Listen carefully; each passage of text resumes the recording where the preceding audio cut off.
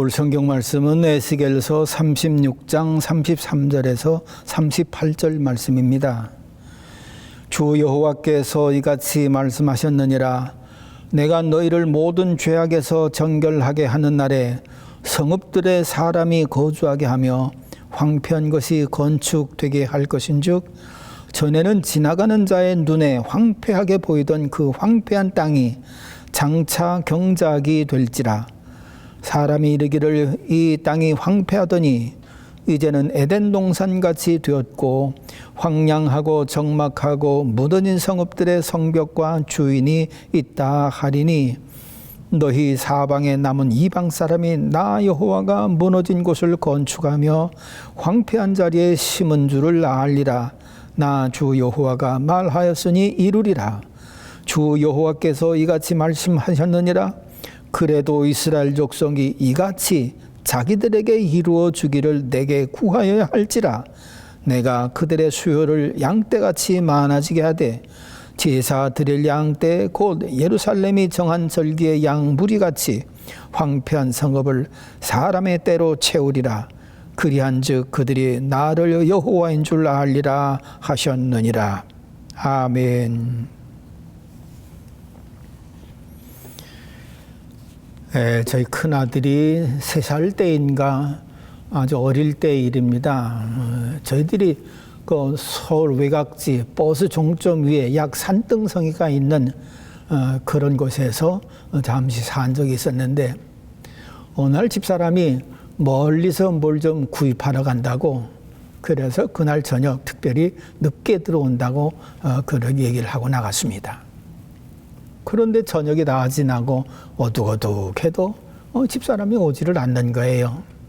그래서 안 되겠다 싶어가지고서 아들과 함께 그 버스 정류장 쪽으로 다 산등성이를 타고 그렇게 내려왔지요.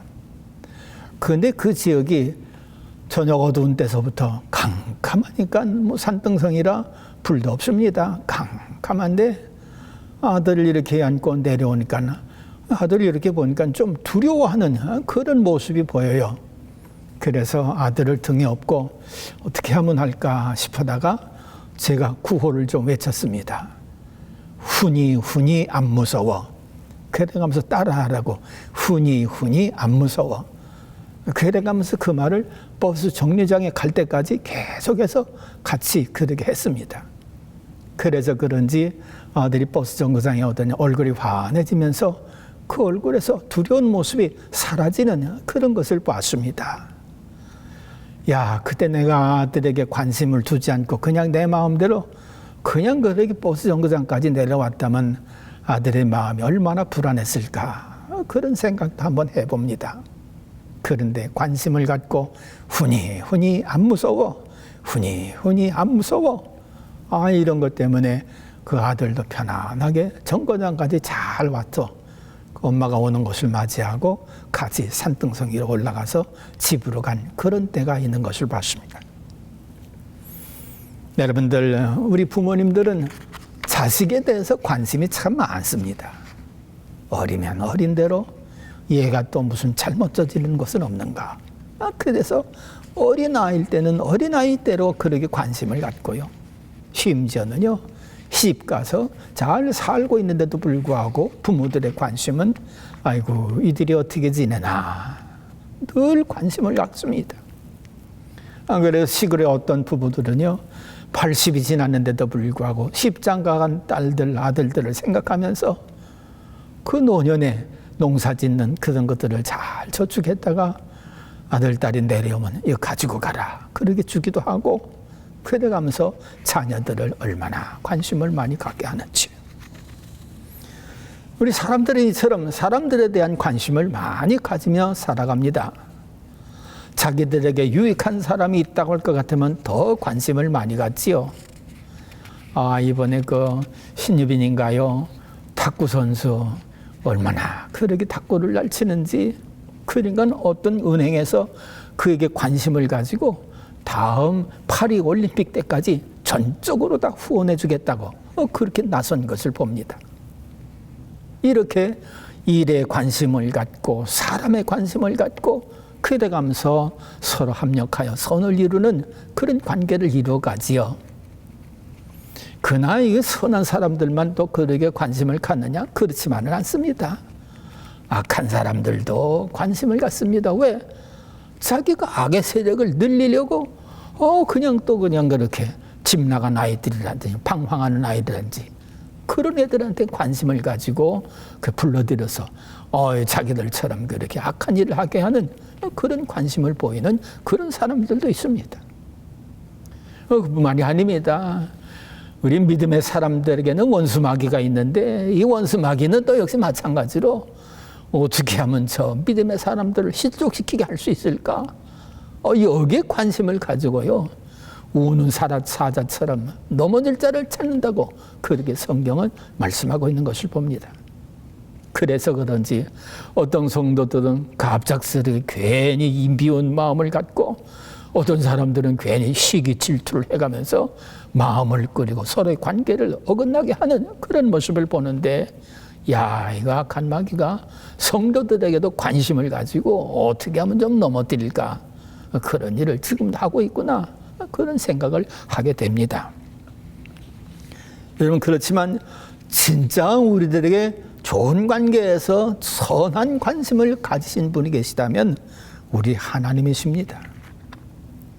하나님은 우리와 늘 함께 하시면서 우리들에게 관심을 갖고 계시는데 오늘 성경 말씀에 보니까는 이스라엘 백성들이 바벨론의 포로로 옮겨가서 그 고통 속에 살고 있는데 그 백성들에게 관심을 가지고 어떻게 하면 이들을 정말 예전에 그렇게 이 번창하던 성읍 경작을 하고 사람들이 모여 살면서 하나님을 찬양하며 즐거운 마음을 이루었던 그런 성읍으로 다시 만들어서 돌아가 살게 할 수 있을까?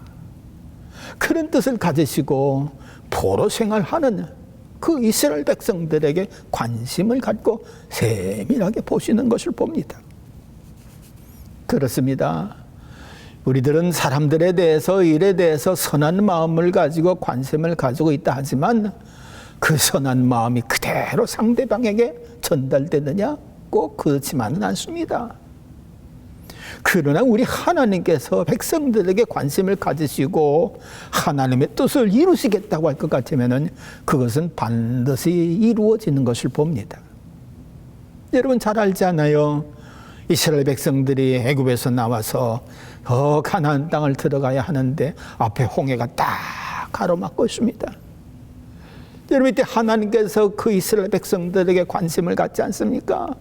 저 백성들이 그렇게 고통스럽게 아우성을 치고 있는데 저 백성들을 어떻게 이 홍해를 건너게 할 수 있을까? 그게 관심을 가지시고 모세가 하나님 앞에 기도하자 네 손에 그 지팡이 있지 않느냐? 그 지팡이를 바다 위로 내밀어라. 그렇게 모세가 지팡이를 바다 위로 내밀었더니만 세상에 그 홍해가 그냥 쫙 갈라지면서 보이지 않던 바다 밑 길이 쫙 드러나면서 하나님께서 그 길로 이스라엘 백성들 장정만도 60만 명 대단한 무리지요. 무사히 건너가게 하시는 이처럼 하나님께서 관심을 가지시고 하시고자 하면은 무슨 일도 하시는 것을 볼 수 있습니다. 또 그래요. 홍해를 건너갔는데 아이고야 이번은 또 물이 없네. 그러니까 어떻게 합니까? 백성들이 또 아우성입니다. 아이고 물이 있다고 찾아봤더니만은 마라라고 하는 쓴 물이에요. 이거 어떻게 합니까? 그러나 하나님께서는 또 이 백성들의 목마름에 관심을 두시고 저들의 해결하는 그런 방법을 모세에게 또 가르쳐 주십니다. 예, 모세야, 저 나무가지를 그 쓴 물에다 던져라. 야, 그랬더니만 그 쓴 물이 또 탄물로 변해가지고 세상에 얼마나 많은 사람들입니까? 그 사람들을 다 시원하게 해결할 수 있을 정도의 물을 다 그렇게 내보내 주시지 않습니까? 이렇게 하나님께서도 우리 모두에게 관심을 갖고 계시는데 하나님은 전적으로 선한 마음을 가지고 우리들에게 관심을 가지시고 우리를 실상은 구원해 주시려고 하는 것입니다. 그렇기 때문에 복음이 어떤 것일까? 복음이란 무엇인가 생각해 봤을 때 하나님께서 우리들에게 관심을 가지시고 구원해 주시려고 하시는 것, 이게 참 귀한 복음입니다. 그렇기 때문에 이 모든 죄인들, 세상 죄인들, 이 반드시 구원해내야지만 될 텐데, 그렇지 아니하면 죽어 지옥불에 떨어질 텐데 저 백성들을 어떻게 구원해낼까? 이 죄악된 세상에 관심을 가지시고 이 죄악된 세상을 구원하기 위하여 독생자 예수 그리스도를 그러게 세상에 보내셔서 십자가에 달려 피 흘려 돌아가시게 함으로 그 죄값을 대신 치르는 그런 일을 하시지 않습니까? 그러므로 우리 사람이 갖는 관심은 문제 해결에 혹 도움이 될 수는 있을런지 모르겠지만 100% 확신할 수는 없습니다. 그나마 관심을 갖고 기도해 주고, 어떻게 그런 일이 있느냐, 그 쓰다듬어 주고 어떻게 뭔가 도울 일은 있을 수 없을까, 그래가면서 도우려고 하는 그런 좋은 마음, 좋은 관계를 가지고 있습니다마는, 그렇다고 해서 그 관심이 상대방이 가지고 있는 어려운 문제, 힘든 문제, 이것들을 다 해결해 주느냐? 그렇지만은 않더라, 그런 말씀입니다. 그런데 하나님께서 관심을 가지시고 그 백성들을 구원해 주시려고 한다고 할 것 같으면은 그 일은 무슨 일이 있어도 분명하게 이루어지는 것을 볼 수 있습니다.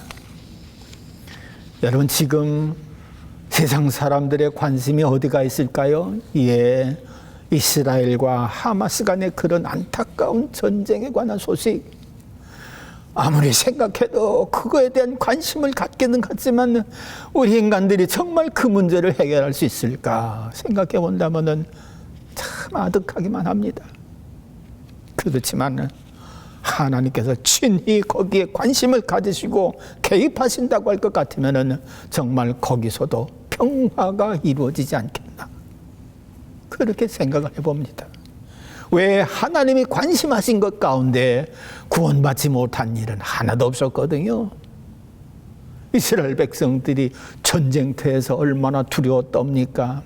사울 왕이 아말렉을 만나, 이 블레셋을 만나가지고서 큰일 났다, 나라가 이제는 망하게 생겼다 하는데 하나님께서 거기에 관심을 가지시고 청년 다윗, 그 아버지 심부름하던 우연한 일 같지만 하나님께서 그런 일을 통해서 다윗으로 하여금 골리앗과 맞서게 하고, 골리앗은 전적으로 하나님을 의지하는 그 믿음을 가지고 이 돌팔매에다 돌을 던졌을 때 골리앗의 이마에 탁 부딪히면서 골리앗이 거기서 무너지고, 그래서 결국은 승리하게 하는 그런 일을 하나님이 하시지 않습니까? 그러므로 하나님이 가지시는 관심은 선한 관심이기 때문에 반드시 하시고자 하면 이루어지는 것을 볼 수가 있는 것입니다. 오늘 본문에 의하면 하나님께서 바벨론 포로가 된 그런 이스라엘 백성들에 대해서 관심을 가지십니다. 이 백성들이 얼마나 고통 가운데 있는지, 왕도 포로로 끌려갔고 관원들도 포로로 끌려갔고 백성들도 다 포로로 끌려갔으니, 그리고 포로 생활 70년을 그렇게 살아가는 동안 이 백성들도 얼마나 고단하고 얼마나 고통스럽고 무슨 뜻을 가지고 살 수가 있겠습니까? 어떻게 보면 그냥 살았으니 살아가는 것 같은 그런 참 비극적인 삶을 이 포로된 사람이 살 수 있지 않겠는가? 여러분, 그렇지 않아요? 포로된 자, 누가 그 사람의 인권을 알아줍니까? 포로된 자, 누가 그 사람의 자유권을 인정해 줍니까? 포로된 자, 누가 그 사람의 인격이라든지 모든 것을 제대로 알아줍니까? 없습니다. 이 안타까운 삶을 살아가는 이 포로된 이스라엘 백성들, 세상이 아무리 그에게 관심을 갖는다 할지라도 저들은 여전히 포로일 수밖에 없습니다. 그런데 하나님께서 이 포로된 이스라엘 백성들, 여기에 관심을 가지시고 선한 뜻을 이루시고자 에스겔 선지자에게 말씀하시는 것을 볼 수가 있는 거지요.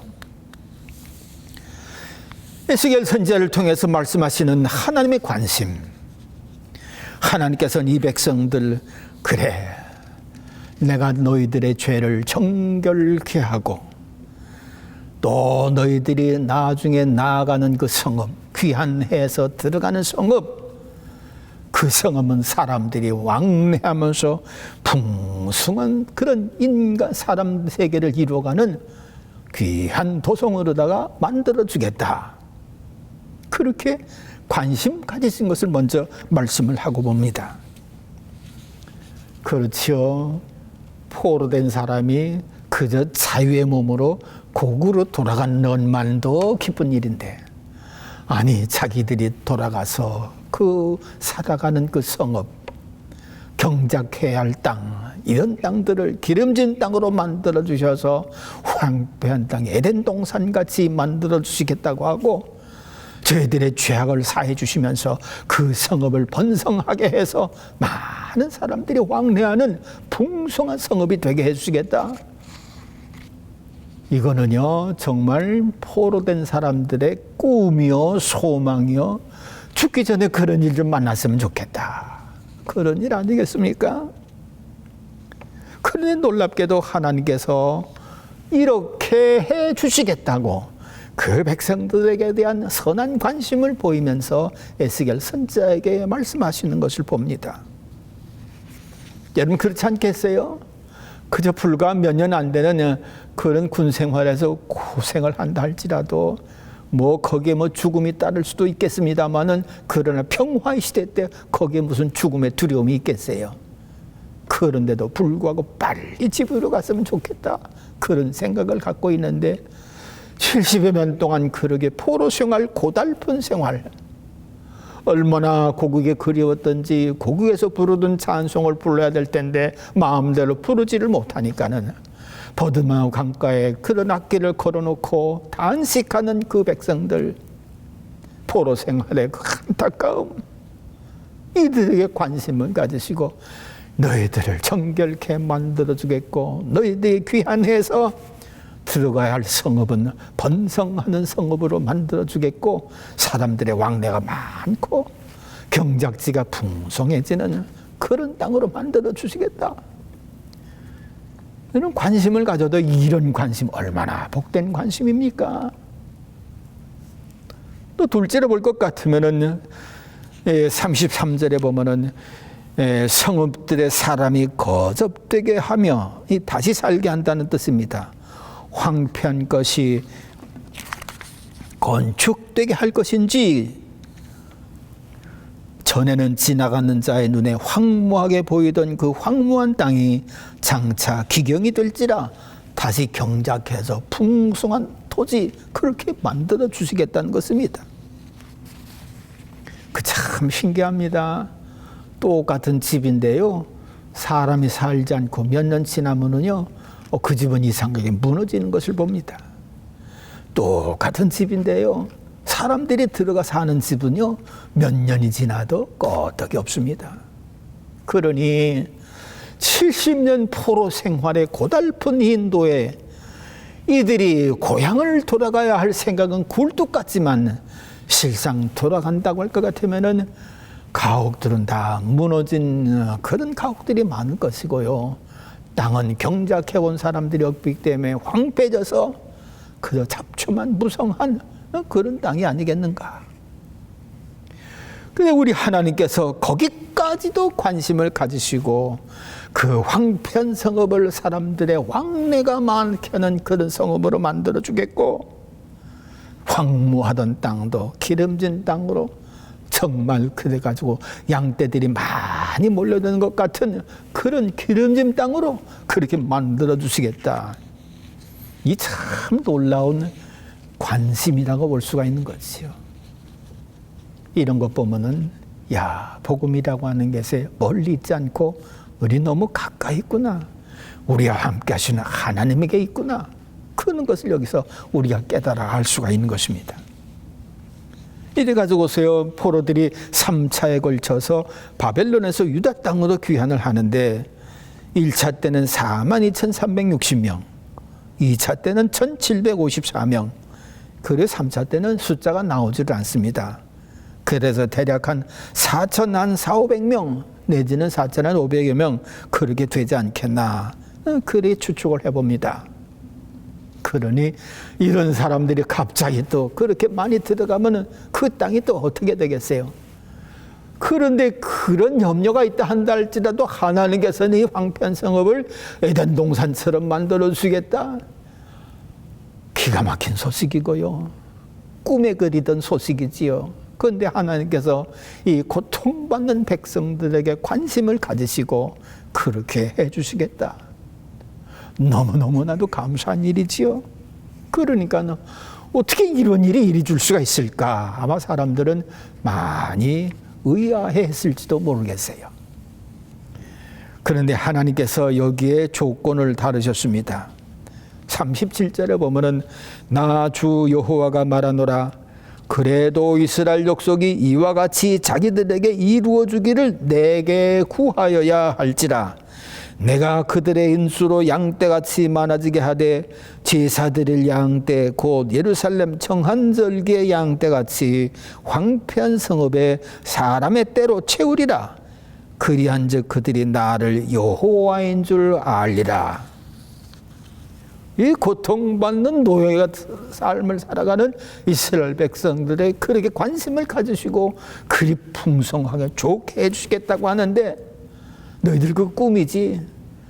그러나 너희들이 그렇게 원할지라도 내게 구하여야 할지라. 하나님께 먼저 구하라는 것입니다. 그 조건입니다. 여러분 그렇습니다.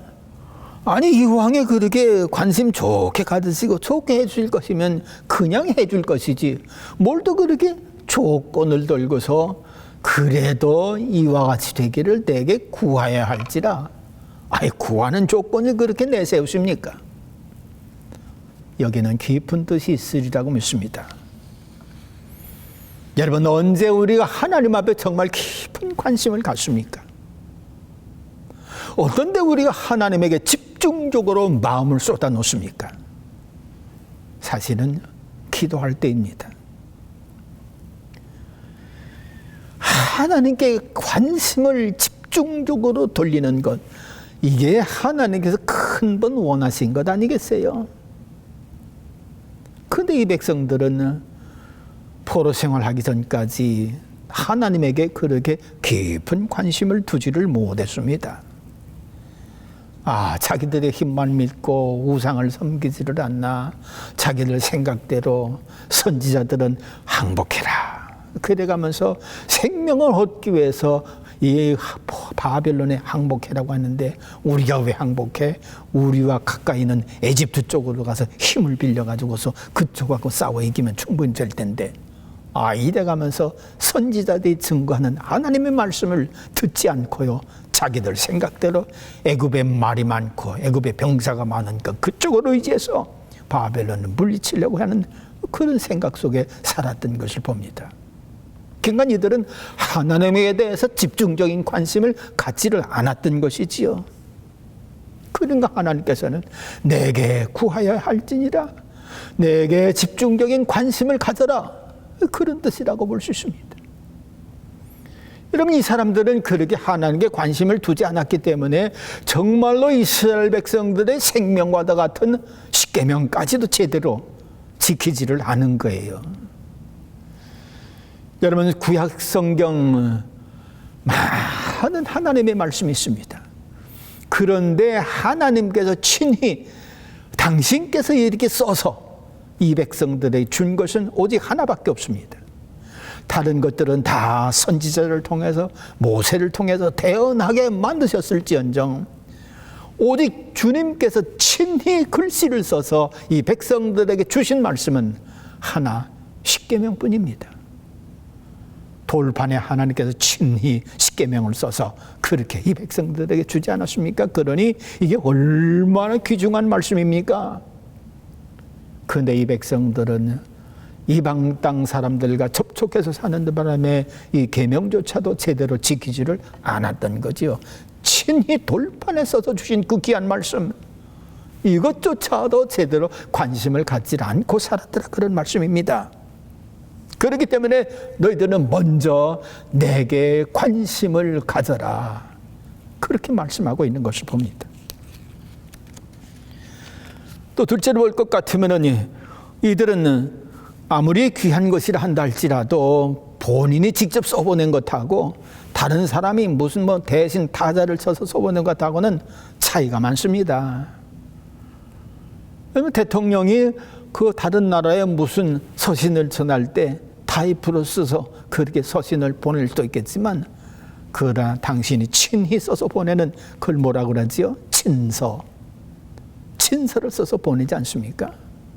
그러므로 주님이 친히 써서 이 백성들을 준 계명은 너무너무나도 하나님 편에서 봐도 소중한 귀중한 뜻이 담겨져 있는 것을 봅니다. 그런데 이 뜻을 저들은 외면하고 우상을 섬기거나 자기들 생각대로 움직였던 것을 보죠. 그러므로 하나님께서는 너희들 내게 집중해라. 내 말을 듣는 일에 집중하라. 그런 뜻을 담겨져 있는 내게 구하여야 할지니라. 그렇게 말씀하신 것을 봅니다. 그러므로 하나님께 구하는 것은 가장 근본적으로 하나님께 집중적인 관심을 갖는 것, 그것이라고 볼 수가 있는 거지요. 깊은 기도의 생활이라고 볼 수가 있을 것입니다. 제가 아는 한 권사님이 계셨습니다. 이분이 서울의 명동에서 미용실을 운영하는데 일이 얼마나 잘 되는지 종업원들을 계속 들여갑니다. 서울 한복판 명동이라고 한 데가 얼마나 참 귀한 자리입니까? 그런 데서 미용실을 하는데 직원들을 자꾸만 늘려갈 정도니 얼마나 일이 잘 되는 겁니까? 나중에 10명도 모자라서 더 자꾸만 세우려고 그렇게까지 했어요. 얼마나 바쁜지 주일도 제대로 잘 지키지를 못합니다. 그런데다 주일은 다른 때보다 수입이 배나 그렇게 오른다는 거예요. 그러니 뭐 주일을 제대로 잘 지킬 수가 있나요? 그런데 어느 날 이분이 소화가 안 돼가면서 자꾸만 배가 이렇게 쭉 복수가 찬다고 그러나요? 그래 가면서 부어오릅니다. 병원에 갔습니다. 병원에 갔더니 뭐 당장 입원하라고, 절대로 안 된다고. 그래 가면서 병원에 입원해서 복수를 빼내면 또 차고 또 차고, 이게 고쳐지지를 않는 거예요. 그래서 하루는 너무나도 안타까워가지고 병실에서 앉아가지고서 기도를 하려고 하는데 갑작스럽게 하나님, 나 잘못했습니다 라고는 회개가 터져 나오면서 지난날 하나님하고 약속했던 그 약속의 광경이 그대로 떠오르는 거예요. 일사후퇴 때 이 권사님이 홀로 남아를 하는데 어떻게 길을 잘못 들었던지 인민군이 앞이, 그 인민군이 지키고 있는 그 지역을 통과하지 않으면 남한으로 내려올 수 없는 그런 지역으로 들어선 겁니다. 그러니까 이거 들키면 죽을 거고, 그렇다고 다시 뒤돌아갈 수도 없는 거고, 그래가지고 그 자리에 납작 엎드려가지고 하나님, 여기서 저 살려주시면 하나님은 죽도록 충성하겠습니다. 간절하게 기도를 하는데 마음에 평안이 오더라는 것입니다. 그래서 평안한 마음 가지고 인민군이 보초선은 그 앞으로 이렇게 지나갔는데, 이야, 기적도 그런 기적이 없다는 거예요. 보고서 가만히 있더래요. 이래가지고 남한에 내려와서 그때서부터 미용업으로다가 일을 해가면서 살기를 시작했는데요. 이게 그냥 탁 머릿속에서 떠오르면서 그림처럼 보이는데, 그때 약속했던 것을 전혀 지키지 못했던 자기가 얼마나 부끄럽고 죄송스러운지, 그냥 그 순간에 하나님, 나 잘못했습니다. 눈물 흘려가면서 통회 자복을 하는데 놀랍게도 하나님께서 그의 기도를 들어주셔서 깨끗하게 고쳐주신 거예요. 그 다음에 그는 명동 아니라 어디서도 아이고 이제는 나 주일 지키려면 나 그 일 하면 안 되겠다, 싹 정리하고 남편이 하는 일 따라서 벌꿀 따는 일에 함께 동행을 했습니다. 왜? 그거는 주일 잘 지키거든요. 그래서 주일 지키면서 때로는 신방할 때 권사님 어디 신방 좀 해야 될 텐데 같이 가면 안 될까요? 그러면은 뭐 거절이라는 게 없어요. 예 하고 따라 나오고요. 신기한 것은 하나님께서 남편의 벌꿀 사업에 축복을 해주시니까는 꿀을 얼마나 많이 따는지 그래가지고 1년에 목회자도 많은데 그 목회자들 다 한 병씩 다 그렇게 나눠드릴 정도로다가 번창하는 그런 사업을 해가면서 주의 일에 충성하는 그런 권사님을 보았습니다. 황폐했던 마음이 풍성한 마음으로 바뀐 거지요. 일 때문에 고달파에 쓰던 그런 것이 평안한 마음으로 바뀌었지요. 그러므로 원할지라도 너희가 구하여야 할지니라. 하나님에게 집중적인 관심을 가지고 살아가라, 그런 말씀입니다. 이러면 오늘 우리들의 관심을 여러 대로 분산시키는 복잡하고 어려운 세대를 살아가고 있습니다. 이럴 때일수록 우리는 관심을 하나님께로 더 집중시켜가면서 우리들이 해야 할 일을 해나갈 때 하나님께서는 하나님의 약속의 방식대로 황폐한 성읍도 또 그저 그냥 폐허가 된 것 같은 그런 땅도 하나님은 에덴 동산처럼 그렇게 사람들이 많이 왕래하는 풍성한 성처럼 그렇게 만들어 주신다고 에스겔 선지자로 통한 약속의 말씀을 우리도 믿고 하나님께 집중적인 관심 있는 그런 삶을 살 수 있기를 간절히 바랍니다. 기도하겠습니다. 하나님 아버지 감사합니다. 하나님께서 우리에게 관심을 가지시고 우리를 구원하시고자 하면은 어떤 모습으로든지 그 구원의 역사를 이루시는 줄 믿고 감사를 드립니다. 예수 그리스도는 너무나도 확실한 구원의 증거시요 구원의 능력인 걸 저희들이 믿습니다. 우리를 구원하기 위해서 그 예수 그리스도를 보내셔서 황폐한 죄인들을 신령한 하나님의 백성으로 살아갈 수 있도록 은혜 내려주시고 관심 가져주시는 줄 믿고 감사를 드립니다. 하나님, 저희들의 마음이 주께로도 향할 수 있는 깊은 마음을 주셔서 생활 속에 관심을 늘 주님께 쏟아부을 수 있는 그 마음 가지고 주어진 일들을 감당하는 저희들 모두 되게 도와 주시옵소서. 예수님의 이름으로 감사하며 기도하옵나이다. 아멘.